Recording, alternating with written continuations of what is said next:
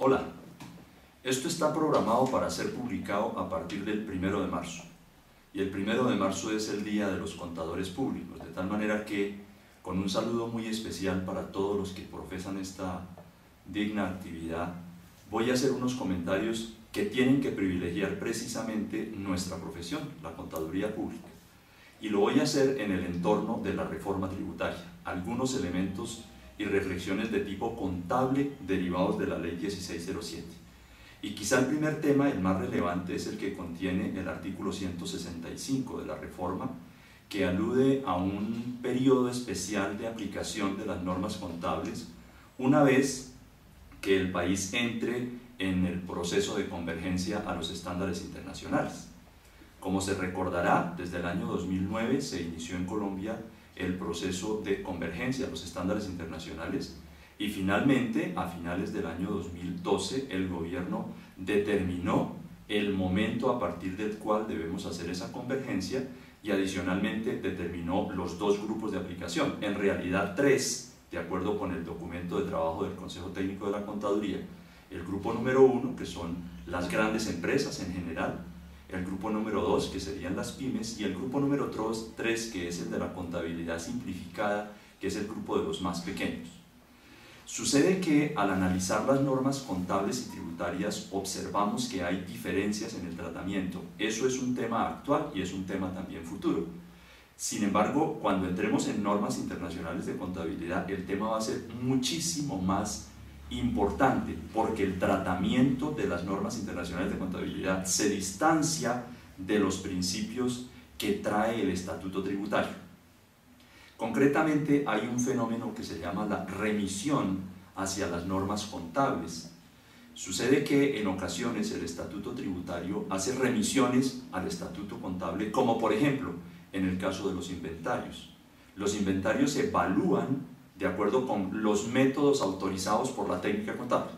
En ese caso hay que irse a mirar la técnica contable para determinar cuáles son los métodos. Bajo las actuales normas colombianas, las del decreto 2649 del 93, esos métodos son el PEPS, el WEPS, promedio e identificación específica. Existe también, por virtud del estatuto tributario, el retail o menudeo. Cuando lleguemos a normas internacionales, se podrá entender que allí, en la norma internacional de inventarios, no se admite el WEPS, es decir, queda erradicado ese método de evaluación de inventarios una vez que lleguemos a ese terreno. Viene un tema: si yo hoy estoy utilizando WEPS y me ubico en el futuro, cuando estemos bajo normas internacionales de contabilidad, y vemos la remisión que hace el estatuto tributario sobre los métodos de evaluación, pues la conclusión es solo una: el método WEPS quedará eliminado. Hay un segundo ejemplo, muy protuberante además, el de las inversiones amortizables, lo que llamamos cargos diferidos y en general activos incorporales.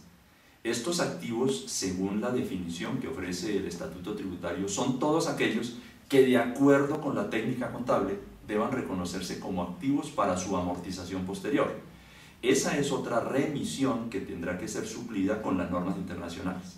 Sucede que en las normas internacionales no hay activos diferidos. Hay incorporales, por supuesto, pero no hay diferidos. En el momento en que lleguemos al momento de aplicar las normas internacionales de contabilidad, pues al no haber diferidos, la norma de remisión quedará sin posibilidad de aplicación y eso implicaría que los activos diferidos se acabaran para efectos tributarios.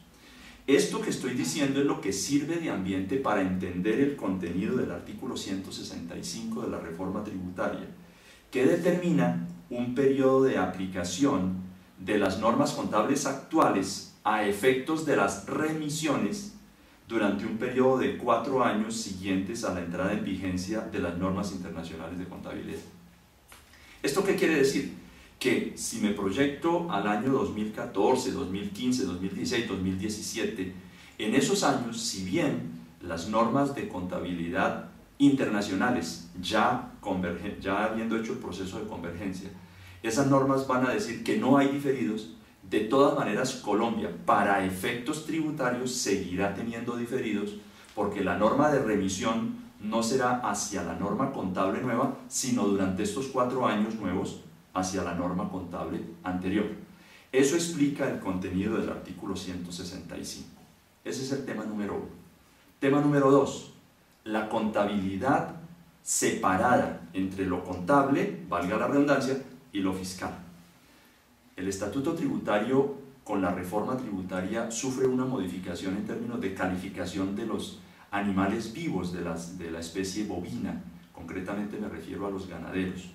Esos bienes empiezan a ser exentos del impuesto sobre las ventas y sucede que el estatuto ha sido adicionado con una norma que indica que esas personas, los que ejerzan la actividad ganadera, que mercantilmente no son comerciantes en virtud del artículo 23 del Código de Comercio, de todas maneras tendrán que llevar una contabilidad para efectos fiscales, dice la disposición. Bueno, regia esta enseñanza que nos da la ley 1607, porque el legislador ha sido muy cuidadoso de establecer una obligación, pero únicamente para efectos fiscales. Obsérvese, la disposición dice: señor ganadero, usted es responsable del IVA porque va a vender unos bienes exentos, el ganado bovino, y por esa exención usted va a tener que llevar una contabilidad, pero esa contabilidad es para fines fiscales. Mercantilmente usted no está obligado a llevar contabilidad. No significa que usted tenga que registrarse en la Cámara de Comercio, ni significa que usted tenga que llevar libros de manera ordenada como lo hace el Código de Comercio o lo exigen las normas de contabilidad, o que usted tenga que llevar esa contabilidad según los estándares internacionales. No, usted va a llevar unos libros de contabilidad, claro, hechos con técnica contable, pero los registros van a ser más para fundamentar las cifras tributarias y particularmente para darle validez al proceso de devolución de los impuestos descontables que estos ganaderos van a tener derecho porque sus bienes ahora son exentos. Ese es el tema número 2. Y el tema número 3, para terminar, es el tema del manejo bajo cuentas de orden de los excesos de la formulación de los dividendos no gravados.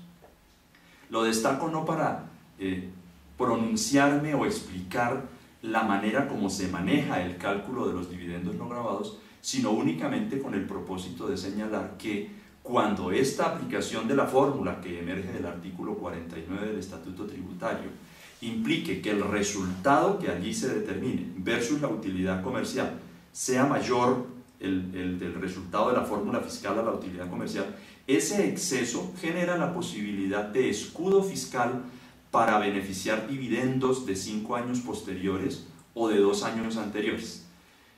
E independientemente de ese comentario que no es explicativo, insisto, lo que es importante es que la disposición establece la obligación de reconocer bajo cuentas de orden esos excesos. Dicho sea de paso, aunque lleguemos a las normas internacionales de contabilidad, las cuentas de orden tienen total validez, anotaciones por fuera de balance, de manera que no se nos debe extrañar esta disposición que desafortunadamente lo malo que tiene es que emerge de una disposición tributaria y no debería haber sido así. Quizá debería provenir de una disposición de tipo más contable que tributario. Sin embargo, no le hace daño en realidad porque no se nota ninguna intromisión del elemento fiscal en lo contable, de tal manera que se sigue preservando ese principio de autonomía e independencia entre la contabilidad y los impuestos. Hasta otra oportunidad, mis queridos amigos.